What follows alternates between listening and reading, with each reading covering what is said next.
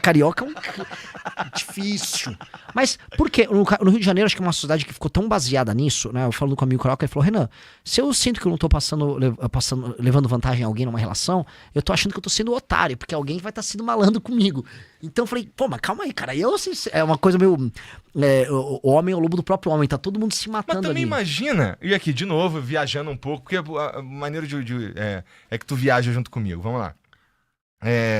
Também, cara, a gente tem um histórico lá no Rio de Janeiro de uma escassez. O Rio de Janeiro já foi capital, todo mundo ia pra lá. Então o Rio de Janeiro, ele tem essa simetria que tu falou. Acho que no Rio tu vai no Leblon, anda um pouquinho, tu tá ali na Rocinha e né, Leblon e Rocinha, não precisa falar mais nada.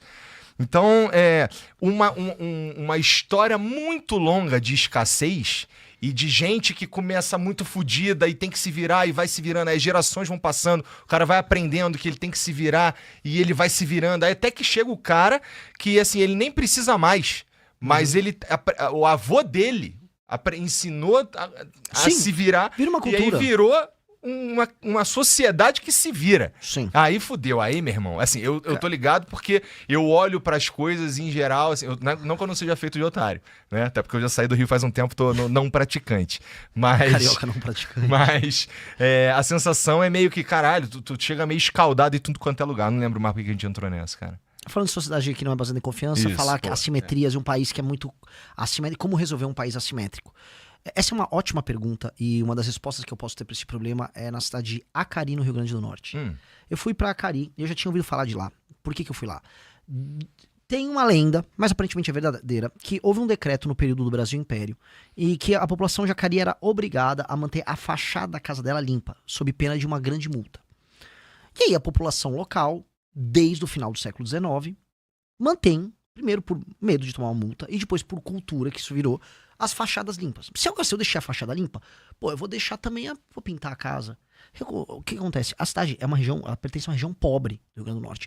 A cidade é um brinco. Um brinco. E um não precisa ficar obrigando o outro a limpar.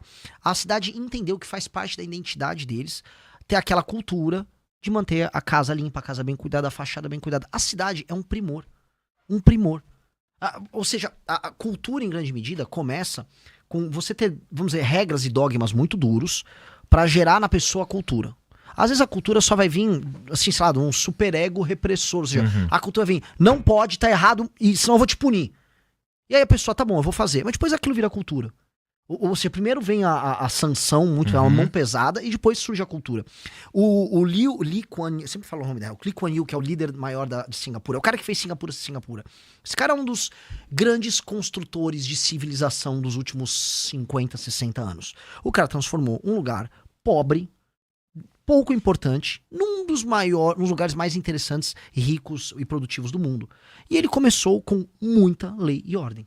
Regras claras para trabalhar, o Estado entendendo assim, liberdade para as pessoas trabalharem e produzirem, de um lado, mas o Estado participando da atividade, ajudando a induzir a economia em certos termos, e lei e ordem como se não houvesse amanhã. Mas muita lei e ordem. Assim, tinha aquela coisa, se jogou chiclete no chão, você vai tomar multa. Pois bem, muita lei e ordem. O que você criou? Cultura. Hoje as pessoas têm aquela cultura guardada dentro de si. Singapura é um dos lugares mais incríveis do mundo. Todo mundo que vai pra Singapura fala que esse lugar é incrível. E o que teve foi, no começo, regras muito duras, cria-se uma cultura e depois a cultura ela é expressa e se torna parte do cotidiano das pessoas. Então em algum momento a gente vai ter que romper com essa cultura que a gente tem de levar vantagem uns sobre os outros e de achar que é natural um grupo de pessoas tá sempre, vamos dizer, se locupletando dos demais. E eu acho que isso tem que vir através de regras muito duras. Fudeu, então, porque a gente vive a sociedade ocidental, diria, de uma forma geral, a gente tá acostumado, a gente tá indo para outro lado. A gente chegou atrasado no bonde da lei e da ordem, e agora, assim, o tempo humano, assim, o mundo, ele tá em outra vibe. Agora a gente tá falando sei lá, legalização da maconha. Agora a gente tá falando de, sei lá, casamento gay. Estamos falando de umas outras coisas que vão pra... Não necessariamente, mas tem a cara de ir pra um lugar de menos lei e mais liberdade, sabe? Sinto isso. Se a gente for... Até porque se a gente for tentar... Se a gente for... Ai, família, olha só. A partir de amanhã... Ninguém pode mais jogar bituca de cigarro na rua, soltar lixo, caralho, porque se tiver, vai dar merda. Eu acho que a gente surta. Que nem. Você acha? Deixa eu te perguntar um bagulho. Você posso jogar uma pimenta? As pessoas não andavam com cinto de segurança até os anos 90 no Brasil. Você vai lembrar, você tem mais ou menos a minha idade. Até 92, por aí, ninguém andava com cinto de segurança. Passaram assim, para usar a porra do cinto de segurança. E aí começaram a multar. E as pessoas começaram a usar, e hoje usam cinto de segurança até no banco de trás. Cigarro, passaram uma lei, foi uma lei federal, mas... É verdade. É proibido fumar cigarro na balada, é proibido fumar, vai multar. Cara, no começo quiseram brigar, depois ficou todo mundo com medo, e a real é que ninguém mais fuma em espaço fechado. Então, de fato, você consegue ter leis que alteram isso. E outra coisa, os ganhos que você tem em termos... Mas é que os nossos problemas são tão fundamentais. São fundamentais, mas o que eu quero dizer é, você conseguiu gerar hábitos. Então, verdade. A lei gerou o hábito do cinto de segurança. A lei gerou o hábito do cigarro. A lei não pode gerar um hábito, por exemplo, de... Vamos dizer, eu quero viver numa cidade que não tenha pichação. Cara, tem que ter punições muito claras pra quem picha. Você destrói a experiência urbana de qualquer um. A pessoa volta cansada pra cá. Eu fui muito a favor daquela lei cidade de limpa pra acabar com o outdoor. Você fica moído mentalmente com a quantidade de informação. Você tá tomando porrada de informação. Também acho que é humilhante pra um trabalhador ficar com barulho em casa na hora que ele tá dormindo. Então tem que ter muita duro contra quem tá fazendo isso. Também acho que a pichação destrói a propriedade e a experiência urbana de todos. Ou seja, uma invasão no espaço dos outros. Vamos meter lei e ordem em todos esses temas que tornam a nossa vida pior. Porque, assim, as nossas cidades no Brasil são muito feias. Quem tá nos assistindo agora sabe, a sua cidade, ela é feia. A cidade de todo mundo é feia. A menos que seja Rio de Janeiro na Zona Sul. Exato, né? Assim, eu tenho uma... tem umas no Nordeste. O problema tem a tripinha do Brasil que é uma legal. Tripinha. O problema é que a tripinha tem a tripinha dela, que é a faixa litorânea. É? Andou 3 km pra dentro, É verdade. começa o problema. Andou 3 km pra dentro do... a experiência de quem tá na Barra da Tijuca é diferente da de quem tá em Madureira. Exato. E isso, quando a gente vai pegando pra todos os litorais do Brasil, é uma desgraça. E aí, as estados do interior? As casas nossas têm muro. Toda casa do Brasil tem muro porque a casa vai ser roubada. O Brasil tem a cultura... Pô, eu produzi janela de metal. Foi uma empresa que falaram, Renan, você faliu a empresa. Não falei, a empresa não foi a falência. Mas eu fazia porta de janela de aço e eu sempre me discutia, cara... estou em 2009, 2010, e eu tenho que fazer uma janela que ela necessariamente vem com uma grade soldada, porque um sujeito vai pular na janela. E as pessoas fazem questão de ter, e elas iam na loja e testavam se um ser humano não consegue quebrar aquela grade. Cara, isso é muito animalesco, cara. Toda uma indústria ineficiente. Veja só quanto metal foi gasto, quanto tempo de vida de soldador foi gasto pra criar uma grade só porque um filho quer invadir a tua casa. Então você tem que meter uma porta de metal e o pessoal quer ver a chapa que usa e se ela vai resistir a um cara meter um chute na porta pra ele entrar. Cara, nós vivemos uma cultura de medo. Então nossas cidades são feias, nossa experiência urbana é uma desgraça. Você acha que o cara, ele tem que... Eu concordo, assim, se a gente for parar pra pensar em todo o desperdício que a sensação de insegurança produz, é maluquice, né? Cara, você narrar o teu dia e todas as decisões que você toma inconscientemente só pra não ser roubado, você vai ver, nossa, eu sou... Isso é a cultura, não é? É a cultura gerada pelo outro lado. O outro lado te obriga a esconder seu celular quando você tá andando na rua. Você criou um hábito. Através do quê? Do medo de ser roubado. Igual a pessoa criou o hábito de não fumar dentro de um restaurante com medo de ser multado e expulso do restaurante. Há uma lei, só que não tá... Não tá no papel. O que eu ia te perguntar é... Cara, existe o cara que a gente... Beleza, tem lá a grade na janela, porque senão vai vir um arrombado e vai querer arrombar a janela, vai querer entrar. Aí a gente tá falando de leis e lei e ordem, de como a gente consegue criar cultura. A gente como sociedade entra na casa dos outros pra roubar porque a gente por causa da mentalidade de escassez ou porque a gente tem certeza que, ou pelo menos a gente tem grande chance de não ser punido? Principalmente a grande chance de não ser punido. Principalmente isso. A ideia de que o cara é um ladrão porque ele está passando fome é mentira. O Brasil, assim... Bom, um cara não entra na casa do outro porque ele tá passando fome. Ele vai no mercado, ele rouba um negócio, né? Exato. Primeira coisa. Outra coisa. O Brasil, em grande medida, especialmente em lugares urbanos, resolveu a questão da fome. Um sujeito vai achar, um cara, quem é um ladrão? É um homem, em geral, de 15 a... O ladrão violento. 15 a 25 anos é o período do auge do cara. Até os 28. Esse cara vai cometer a maior parte dos crimes violentos dele nesse período. Que, inclusive, é o período muita testosterona e pouca experiência, né? Esse cara assume riscos. Esse cara, veja, especialmente em espaço urbano, esse cara não passa fome. Esse cara não passa fome. O governo hoje oferece auxílios. Esse cara não vai passar fome. O cara que fica alegando, não, ele queria um pão, ele queria um pão e roubou 20 celulares no mês pra comprar um pão. Papo furado. Ele roubou o celular e depois vendeu pra uma máfia. Aqui em São Paulo vende pra máfia dos nigerianos, lá no centro. Ele vendeu porque é um bom negócio pra ele.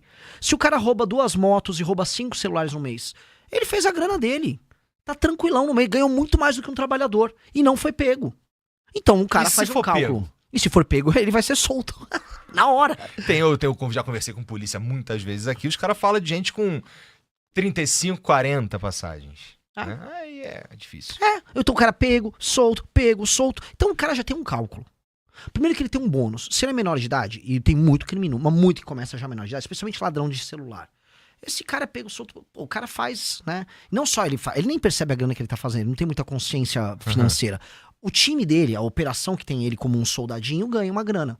Imagina, você bota 10 moleque na rua roubando, você rouba 50, 100 aparelhos numa semana, isso aí você vende pra uma máfia, você apura às vezes num mês de faturamento bruto 100 pau, 80 pau, distribui uma merreca pros moleques ali, o moleque, né, bota a merreca no bolso, faz uma grana, faz uma operação.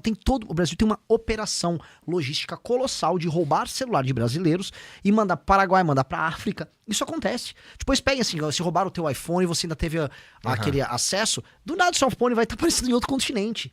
Isso acontece muito. Então, existe toda uma operação. E aí a mão de obra do menino, o menino menor de idade, que tem impunidade total, super fácil.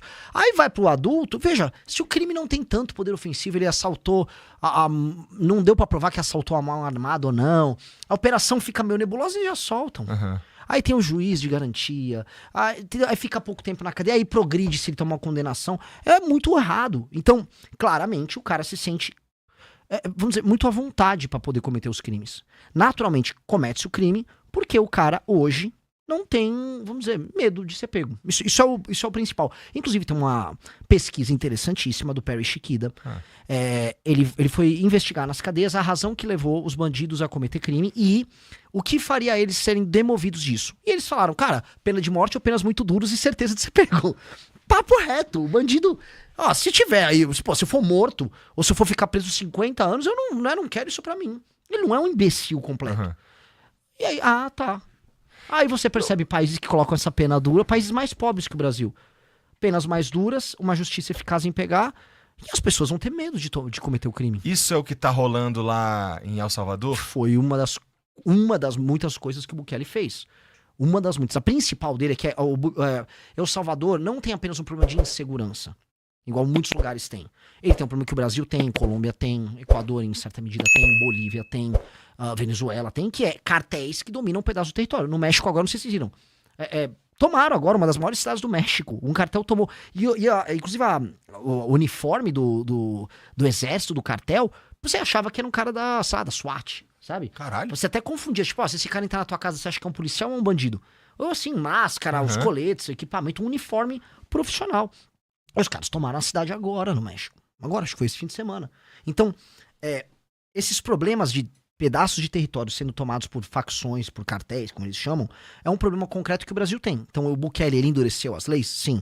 Mas o Bukele, ele botou o país num regime de exceção, permitido pela Constituição dele, que é renovado, não sei se é 30 dias ou 60 dias, e o Congresso tem que renovar. E com esse regime de exceção, ele declarou uma guerra ao crime, recuperou esses espaços que tinham sido tomados pelo tráfico, meteu todo mundo num cadeião, que é o Secote, e, cara, restabeleceu lei e ordem a ponto de você está recebendo turismo, muito turismo em El Salvador, agora tem o turismo de surf em El Salvador, Bitcoin, nômade digital tá indo pra lá, tá investindo agora na imagem do país, e o país também tá recebendo empresas que estão investindo lá, e ele não tem problema se vem China, se vem, ou se a Google americana tá instalando, ele tá instalando todo mundo porque virou um porto seguro na América Latina, e assim, nada nos obriga, Igor, por sermos da América Latina, a sermos pobres e violentos. A gente pega o exemplo de Singapura. Singapura era um país eco. Lei e ordem pra caramba. É um dos melhores países do mundo. El Salvador tá querendo aplicar, no fundo, o modelo de Singapura. E adivinha, funciona. A gente fica achando que a gente é tipo, não, nós somos latino-americanos, nós somos uns idiotas. Cara, nós não somos idiotas, as pessoas não são idiotas assim. Você em qualquer lugar também vai ter uma elite produtiva que vai criar coisas, as pessoas aprendem, os filhos das pessoas podem ganhar mais, se formar melhor, você tem uma geração que vai estar mais pronta do que a outra. Tudo isso pode acontecer. Só não pode querer que seja pra daqui a 3 meses, né? Exato. O problema também é que não pode ser daqui 300 anos ou 3 séculos. Porque o problema que tem aqui no Brasil é o seguinte, eu falo, dá pra resolver o problema das favelas em 10 anos.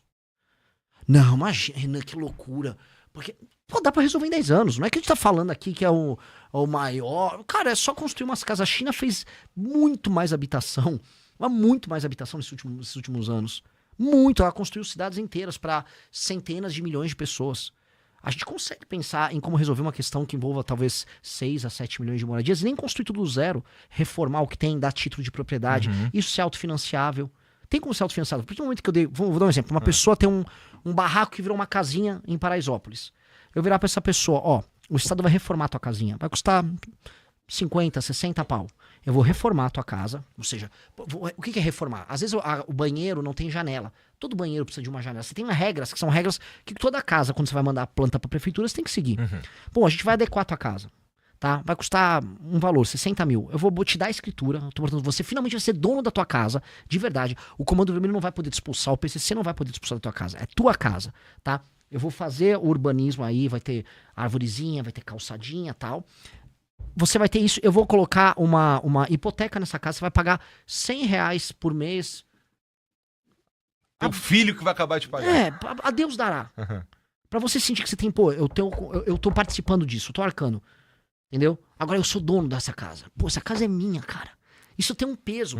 Você gerou casa, de verdade, propriedade formal, que o cara vai poder um dia vender, passar pro filho dele, ou ele vai poder vender pra comprar um negócio.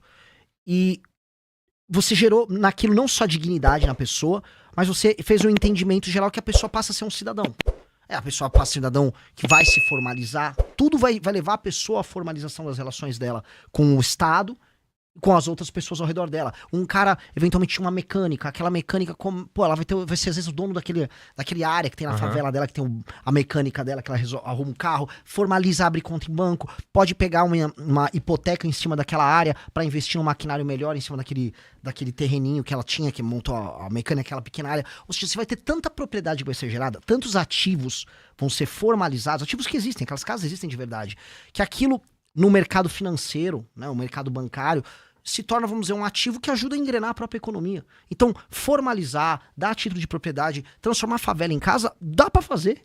É uma ficção que a gente não consegue fazer. Porque também tem um outro problema, que a gente tá tão acostumado em não conseguir fazer nada, que a gente acha que fazer qualquer coisa é impossível. E não é impossível. Óbvio que não é impossível. E aí, quando a gente olha pro mundo, você vê um monte de lugar fazendo um monte de coisa incrível, deixando a gente pra trás, e a gente só olhando. O Brasil sempre ficou zoando assim, a Índia é um buraco, né? A Índia tem um problema, e sempre tem. Acho que tem um problema até hoje com questões, vamos dizer... Como lidar com ir ao banheiro. Tá. É um problema. Não se adaptaram, as pessoas fazem fezes no chão, vão no rio. Houve uma campanha até da